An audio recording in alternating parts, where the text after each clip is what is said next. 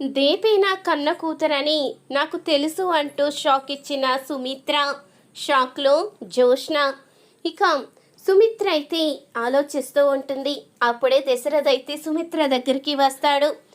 ఏంటి సుమిత్ర ఆలోచిస్తున్నావు అంటూ అనంగానే, ఏమీ లేదు, నా ప్రాణదాత, నా ప్రాణాలు నిలబెట్టి నా కూతురు ఎక్కడుందో కనిపించలేదు, ఉదయం నుంచి చూస్తున్నాను అంటూ అనంగానే అప్పుడే దశరథ్ అయితే తన మనసులో అనుకుంటూ ఉంటాడు. నీకు నిజం తెలియదు కదా, మన కన్న కూతురు జోష్న కాదని నీకు తెలియక తనే నీ ప్రాణాలు కాపాడబోతుంది అనుకుని తనని ఒక దేవతలా అనుకుంటున్నావు. కానీ జోష్న ఒక రాక్షసి. ఆ రాక్షసి నిజ స్వరూపం నీకు తెలిస్తే ఏమైపోతావా అన్న భయం నాకు పట్టుకుంది. ఏం చెయ్యాలో అర్థం కావడం లేదు అంటూ ఇక దశరథ్ అయితే తన మనసులో అనుకుంటూ ఉంటాడు. ఇంతలో అప్పుడే దీప అయితే వస్తుంది. దీప ఇలా రా అంటూ పిలుస్తూ ఉంటుంది సుమిత్ర. ఏంటమ్మగారు అంటూ అనంగానే, ఇలా వచ్చి కూర్చో అంటూ సుమిత్ర అయితే దీపని తన పక్కనైతే కూర్చోబెట్టుకుంటుంది. అది చూసిన దశరథ్ అయితే, ఇదేంటి దీపని తన పక్కనే కూర్చోబెట్టుకుంది అంటూ ఆలోచిస్తూ ఉంటాడు. ఏంటమ్మా, నీ కోసం ఉదయం నుంచి చూస్తున్నాను, ఎక్కడికి వెళ్ళిపోయావు? ఉదయం నుంచి కనిపించలేదు.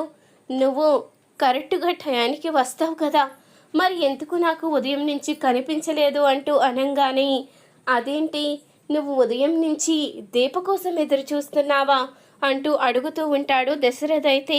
అవును, మరి నా ప్రాణాలు నిలబెట్టే నా కూతురు కోసం ఎదురు చూడకుండా ఎవరి కోసం ఎదురు చూస్తాను అంటూ సుమిత్ర అనంగానే ఆ మాటకి దశరథ్ అయితే ఒక్కసారిగా షాక్ అవుతాడు. ఏంటి నువ్వు మాట్లాడేది అంటూ అనంగానే, అవునండి, నా కన్న కూతురు దీపి అని నేను తెలుసుకున్నాను.